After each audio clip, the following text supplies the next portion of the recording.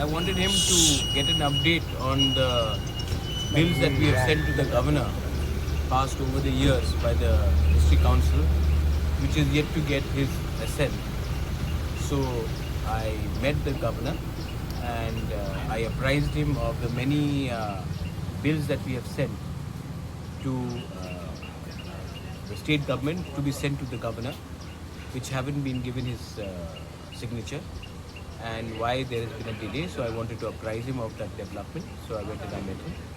Sir executive body के रिशवल के कोई प्रोग्राम Executive body. टीटीएडीसी का after VC election on the basis of the performance, जो लोग अच्छा काम करेंगे उनको जगह मिलेगा. इसके लिए we are waiting. Performance first करो, उसके बाद आपको एग्जीक्यूटिव काउंसिल में जगह दिया जाएगा. मतलब तो किस बारे में आज यहाँ पर मैंने बोला है वो तो कि, क्वेश्चन हमने TTADC से बहुत बिल्स पास किए हैं. लैंड का बिल है, एडमिनिस्ट्रेटिव रिफॉर्म का है, रिक्रूटमेंट पॉलिसी का है, कस्टमरी बिल्स है, बहुत बिल्स हैं जो इतने साल से हमने पास किए हैं काउंसिल में.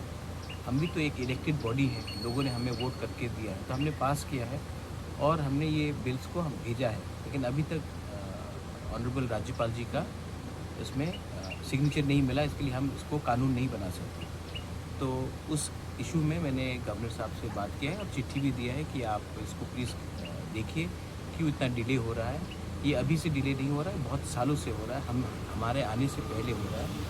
और अगर डिले होगा तो लोग हमारे ऊपर सवाल पूछते हैं कि आपको हमने वोट किया लेकिन आपने हमारे लिए कानून क्यों नहीं पास किया. तो इसके लिए मैंने कोर्ट में था ना किया. सर, ये सुप्रीम कोर्ट में भी आपने इसको लेके ये बात सुप्रीम कोर्ट में भी है कि हमने इतने बिल्स गवर्नर को भेजे हैं. नॉट ओनली दिस गवर्नर, इससे पहले भी 2007 से 18 बिल्स हैं जो गवर्नर के पास आज तक पहुंचे नहीं हैं. स्टेट गवर्नमेंट उसके ऊपर बैठे हुए हैं. तो इसमें हमारा ज़मीन का बिल है, एडमिनिस्ट्रेटिव रिफॉर्म्स का बिल है, हमारा कस्टमरी बिल्स है. तो ये सब बिल्स को अगर आप अप्रूव नहीं करेंगे तो लोग हमारे ऊपर सवाल पूछते हैं और हम क्या बोलें. इसके लिए मैंने सुप्रीम कोर्ट भी हम लोग गए हैं इसमें और कहा है कि आप अगर आपको बिल ठीक नहीं लगता है तो आप उसको ना बोलिए या फिर हाँ बोलिए, लेकिन आप एक बिल के ऊपर 5 साल 10 साल बैठ नहीं सकते. और यही हो रहा है. There is no time limit to this.